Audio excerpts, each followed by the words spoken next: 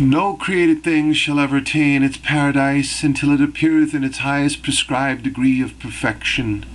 For instance, this crystal representeth the paradise of the stone whereof its substance is composed. Likewise, there are various stages in the paradise for the crystal itself. So long as it was stone, it was worthless. But if it attaineth the excellence of ruby, a potentiality which is latent in it, how much a carat will it be worth? Consider likewise every created thing. Man's highest station, however, is attained through faith in God in every dispensation, and by acceptance of what hath been revealed by him, and not through learning. Inasmuch as in every nation there are learned men who are versed in diverse sciences. Nor is it attainable through wealth, for it is similarly evident that among the various classes in every nation there are those possessed of riches.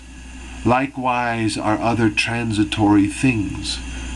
True knowledge, therefore, is the knowledge of God, and this is none other than the recognition of his manifestation in each dispensation. Nor is there any wealth save in poverty in all save God, and sanctity from aught else but him, a state that can be realized only when demonstrated towards him who is the dayspring of his revelation. This doth not mean, however, that one ought not to yield praise unto former revelations. On no account is this acceptable, inasmuch as it behooveth man, upon reaching the age of 19, to render thanksgiving for the day of his conception as an embryo. For had the embryo not existed, how could he have reached his present state? Likewise, had the religion taught by Adam not existed, this faith would not have attained its present stage. Thus consider thou the development of God's faith, until the end that hath no end.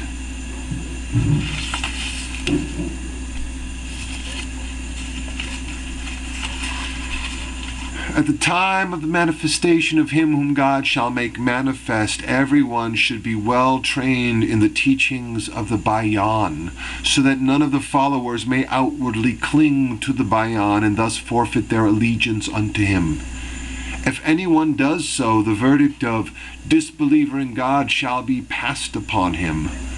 I swear by the holy essence of God, were all in the Bayan to unite in helping him whom God shall make manifest in the days of his revelation, not a single soul, nay, not a created thing would remain on earth that would not gain admittance into paradise. Take good heed of yourselves, for the sum total of the religion of God is but to help him, rather than to observe in the time of his appearance such deeds as are prescribed in the Bayan.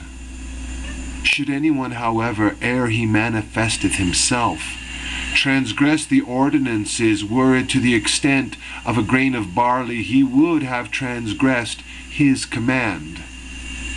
Seek ye refuge in God from whatsoever might lead you astray, from the source of his revelation, and hold fast unto his cord, for whoso holdeth fast unto his allegiance, he hath attained and will attain salvation in all the worlds. Such is the bounty of God, to whom he will he giveth it, and God is the Lord of grace abounding.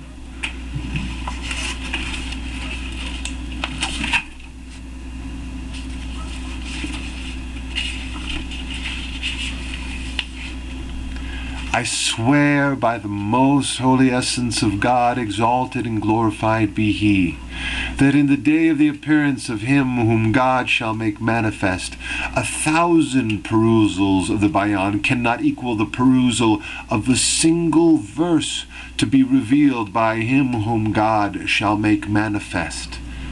Ponder a while and observe that everything in Islam hath its ultimate and eventual beginning in the book of God. Consider likewise the day of the revelation of him whom God shall make manifest, he in whose grasp lieth the source of proofs. And let not erroneous considerations shut thee out from him, for he is immeasurably exalted above them, inasmuch as every proof proceedeth from the book of God, which is itself the supreme testimony, as all men are powerless to produce its like. Should myriads of men of learning, versed in logic, in the science of grammar, in law, in jurisprudence, and the like, turn away from the book of God, they would still be pronounced unbelievers. Thus the fruit is within the supreme testimony itself, not in the things derived therefrom. And know thou of a certainty that every letter revealed in the Bayan is solely intended to evoke submission unto him whom God shall make manifest, for it is he who hath revealed the Bayan prior to his own manifestation.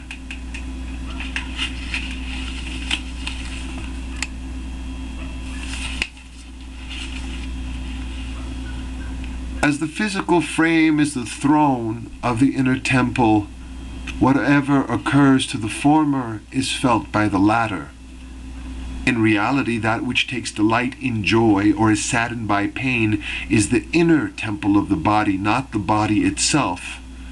Since this physical body is the throne whereon the inner temple is established, God hath ordained that the body be preserved to the extent possible, so that nothing that causeth repugnance may be experienced. The inner temple beholdeth its physical frame, which is its throne.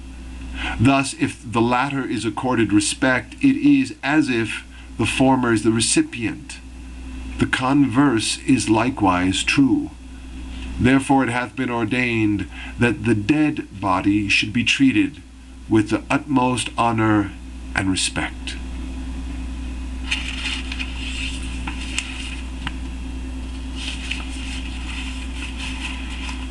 God loveth those who are pure. Naught in the Bayan and in the sight of God is more loved than purity and immaculate cleanliness. God desireth not to see in the dispensation of the Bayan any soul deprived of joy and radiance. He indeed desireth that under all conditions all may be adorned with such purity, both inwardly and outwardly, that no repugnance may be caused even to themselves, how much less unto others.